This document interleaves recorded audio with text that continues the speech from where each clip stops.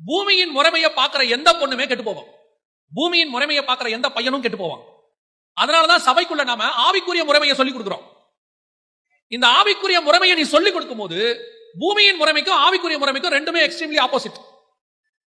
நியாயப்படி இயற்கையா இது நடக்காது அப்படிங்கிறது உலக முறைமை. ஆவிக்கேற்றபடி இயற்கையை மீறி கர்த்தர் நடத்துவார் என்பதுதான் ஆவிக்குரிய முறைமை.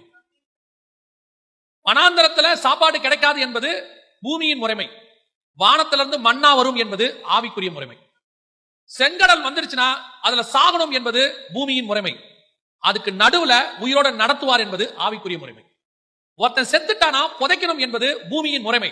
செத்தவனை உயிரோடு கூட எழுப்புவது ஆவிக்குரிய முறைமை. புரியுதா? இப்ப டிஃபரன்ஸ் புரியுதா? நீங்க பூமியின் முறைமையை உங்க பிள்ளைகளுக்கு சொல்லி கொடுத்துட்டே இருக்கிறீங்க. ஏன்னா நீங்க கொடுக்கிற படிப்பா இருக்கட்டும், நீங்க கொண்டு போய் சேர்க்கிற ஸ்பெஷல் கிளாஸஸா இருக்கட்டும், நீங்க காட்டுகிற எக்ஸாம்பிள்ஸா இருக்கட்டும், எல்லாமே பூமியின் முறைமை. அங்க பாரு, நீங்க சொல்லும் போதே அப்படிதான் சொல்வீங்க. அந்த பையனை பாரு, அவன் எப்படி படிக்கிறான் பாரு. அந்த பொண்ணை பாரு, எப்படி படிக்குது பாரு. அந்த அப்பா அம்மா பாரு, எப்படி இருக்கிறாங்க பாரு. அவரை பாரு, எப்படி ஆயிட்டாரு, அவர் எப்படி சம்பாதிக்கிறார், அமெரிக்கால போன அந்த காலேஜை பாரு. நீங்க காட்டுறதெல்லாம் பூமியின் முறைமை.